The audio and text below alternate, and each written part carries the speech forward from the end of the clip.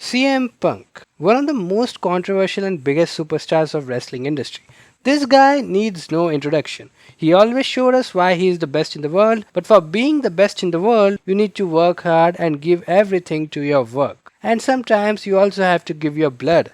So let's talk about that because this is every time CM Punk bleed in WWE.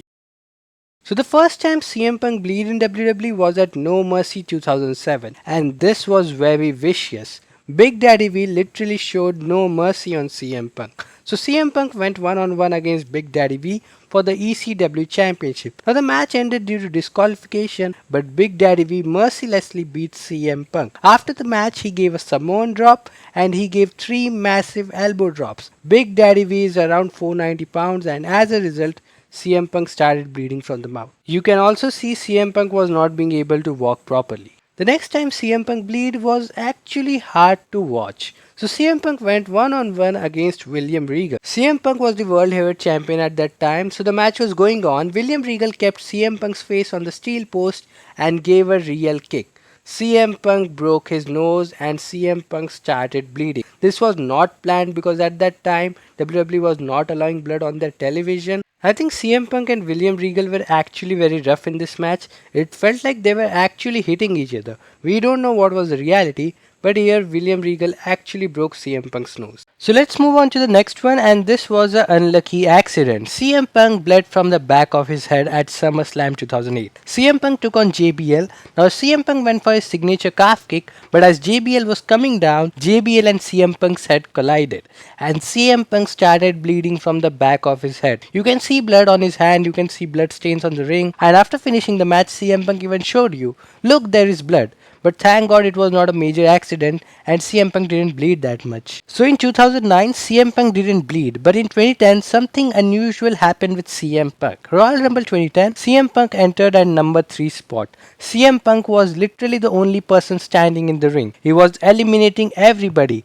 but when JTG came, he gave a kick on CM Punk's face. CM Punk was also cutting a promo side by side, and during this moment, you can see something red in his mouth. Now, if you still don't believe me, look at this image. Yes, he was bleeding during this match, and as match continued, blood was little bit visible in his mouth, but we cannot completely see it because WWE was not going to show it. It was 2010 and blood was still not allowed in WWE. The next one, you won't believe who was responsible for CM Punk's blood. It was Rey Mysterio. So Rey Mysterio and CM Punk were locked in a rivalry and their match was going to happen at Over the Limit 2010. So as usual, the match was going on and Rey Mysterio did this. I don't know the name of this move. CM Punk landed head first on the barricade. Few minutes after this, he started bleeding. Medical team came, wiped off CM Punk's blood, but this was planned. I think it was done for enhancing the match and CM Punk took some time to bleed. Maybe he did bleeding, who knows. Now CM Punk was in the time where blood was not allowed to show on the television, but still this guy managed to bleed. So in 2011, again an accident happened with CM Punk on an episode of Raw.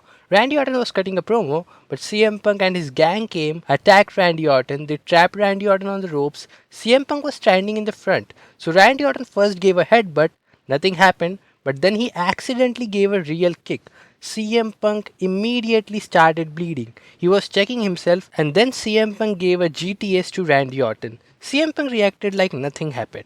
The next time it happened, it was against a 63-year-old wrestler named Jerry Lawler. Now, Jerry Lawler at that time was a part-time wrestler, had guts to wrestle CM Punk in a steel cage match. So they did. Jerry Lawler throws CM Punk on the cage wall and CM Punk started bleeding. Now here CM Punk did bleeding, you can clearly see, very clearly. He didn't made any deep cut, it was a light bleeding, but yeah, this was shocking for many fans at that time. Now let's move on to the next one. The next one came at Money in the Bank 2013. CM Punk received 13 staples because of Paul Heyman. This is also known for the betrayal of Paul Heyman. Paul Heyman betrayed CM Punk. So CM Punk was climbing the ladder to grab the briefcase, but Paul Heyman attacked CM Punk by a ladder. CM Punk started bleeding so much. This wasn't planned, but this was also not a good plan for CM Punk, and also this could have turned out very dangerous. Now the next time CM Punk bleed at the hands of Brock Lesnar. Now I'm still pretty confused how did CM Punk bleed, because you can see the chin of CM Punk which proves he was bleeding. CM Punk even received 3 staples. I think something happened during the overhead belly to belly suplex. Who knows? But yes, he was bleeding. And the last time CM Punk bleed in WWE came after his second return in WWE at 2024. CM Punk was part of an intense rivalry against Drew McIntyre. So on an episode of SmackDown, Drew McIntyre made a villain-like entry, lifting CM Punk on his shoulder. CM Punk literally had a bloodbath. Now WWE didn't show us how did that happen, but it's okay. WWE tried something new. WWE didn't go with the traditional attack. It felt like a movie scene. CM Punk's face was a bloody mess, and after that, he went with the stretcher. So this was every time CM Punk bleed in WWE. I don't think I have missed anything. We have completely mentioned everything, and CM Punk's blood journey was more accidents than done on purpose. So that's it for the video, guys. I hope you have liked this video. Till then, see you soon.